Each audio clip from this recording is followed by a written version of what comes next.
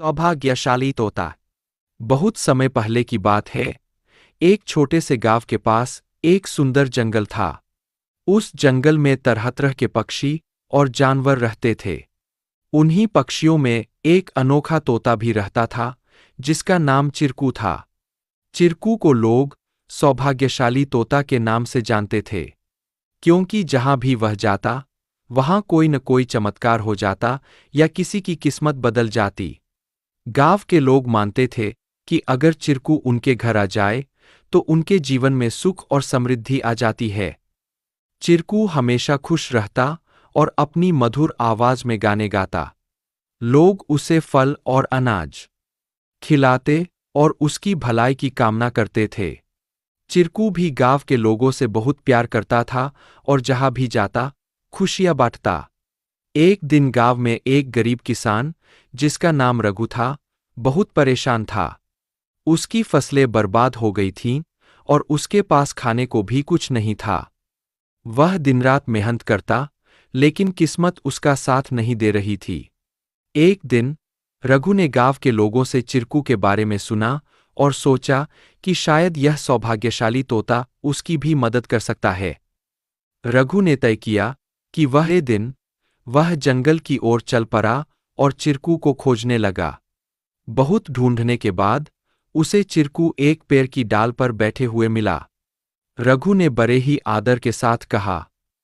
चिरकू ने रघु की बातें ध्यान से सुनी और उसकी आंखों में दया उमड़ आई। चिरकू ने अपनी चोंच में एक छोटी सी चमकती हुई पत्ती उठाई और रघु को देते हुए कहा, यह जादुई पत्ती है। इसे अपनी जेब में रख लो और जब तुम अपने खेत में काम करने जाओ तो यह पत्ती तुम्हारी किस्मत बदल देगी। रघु ने धन्यवाद कहा और वह पत्ती लेकर अपने घर लौट आया। अगले दिन वह अपने खेत में काम करने के लिए गया। जैसे ही उसने खेत में जुताई शुरू की, अचानक से बारिश होने लगी।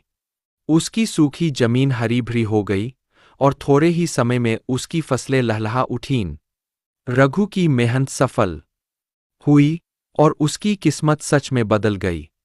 अब रघु के पास भरपूर अनाज था और वह फिर से खुशहाल जीवन जीने लगा। उसने गांव के लोगों को चिरकू की बुद्धिमानी और उसके द्वारा दी गई जादुई पत्ती के बारे में बताया। सभी लोग चिरकू की प्रशंसा करने लगे और उसे और भी अधिक प्यार देने लगे। लेकिन चिरकू ने रघु को एक बात कही थी। याद रखना, यह पत्ती सिर्फ तुम्हारी मेहनत का साथ देगी।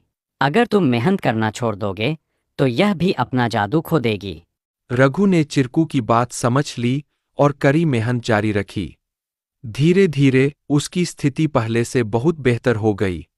वह गांव के सबसे सफल किसानों में से एक बन गया, लेकिन उसने कभी यह नहीं भूला कि उसकी सफलता में चिरकू और उसकी मेहनत का कितना बड़ा हाथ था। कहानी से सीख।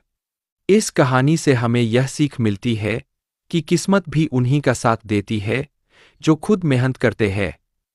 सौभाग्य और अवसर तभी काम आते हैं जब हम अपने प्रयासों से उन्हें सही दिशा देते हैं। Please like, share and subscribe.